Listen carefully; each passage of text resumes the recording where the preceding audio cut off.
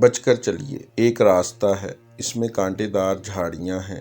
ایک آدمی بے احتیاطی کے ساتھ اس راستہ میں گھس جاتا ہے، اس کے جسم میں کانٹے چبھ جاتے ہیں، کپڑا پھٹ جاتا ہے، اپنی منزل پر پہنچنے میں اس کو تاخیر ہو جاتی ہے، اس کا ذہنی سکون درہم برہم ہو جاتا ہے۔ اب وہ آدمی کیا کرے گا؟ کیا وہ کانٹے کے خلاف ایک کانفرنس کرے گا؟ کانٹے کے بارے میں دھواں دھار بیانات شائع کرے گا؟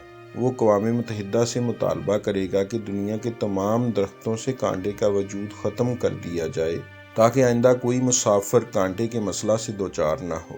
کوئی سنجیدہ اور باہوش انسان کبھی ایسا نہیں کر سکتا۔ اس کے برعکس وہ صرف یہ کرے گا کہ وہ اپنی نادانی کا احساس کرے گا۔ وہ اپنے آپ سے کہے گا کہ تم کو اللہ تعالیٰ نے جب 2 آنکھیں دی تھیں تو تم نے کیوں ایسا نہ کیا کہ تم کانٹوں سے بچ کر چلتے؟ تم اپنا دامن سمیٹ کر کانٹے والے راستہ سے نکل جاتے۔ اس طرح تمہارا جسم بھی کانٹوں سے محفوظ رہتا اور تم کو اپنی منزل تک پہنچنے میں دیر بھی نہ لگتی۔ اللہ تعالیٰ نے درختوں کی دنیا میں یہ مثال رکھی تھی تاکہ انسانوں کی دنیا میں سفر کرتے ہوئے اس سے سبق لیا جائے، مگر ایسا معلوم ہوتا ہے کہ خدا کی اس آیت نشانی کو کسی نے نہیں پڑھا۔ خدا کے اس پیغام کو سن کر کسی نے اس سے سبق نہیں لیا۔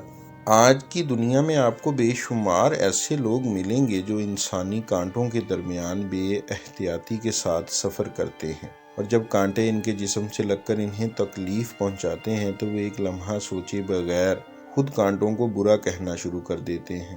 وہ اپنی نادانی کو دوسروں کے خانہ میں ڈالنے کی بے فائدہ کوشش کرنے لگتے ہیں۔ ایسے تمام لوگوں کو جاننا چاہیے کہ جس طرح درختوں کی دنیا سے کانٹے دار جھاڑیاں ختم نہیں کی جا سکتی، اسی طرح سماجی دنیا سے بھی کانٹے دار انسان کبھی ختم نہ ہوں گے، یہاں تک کہ قیامت آ جائے۔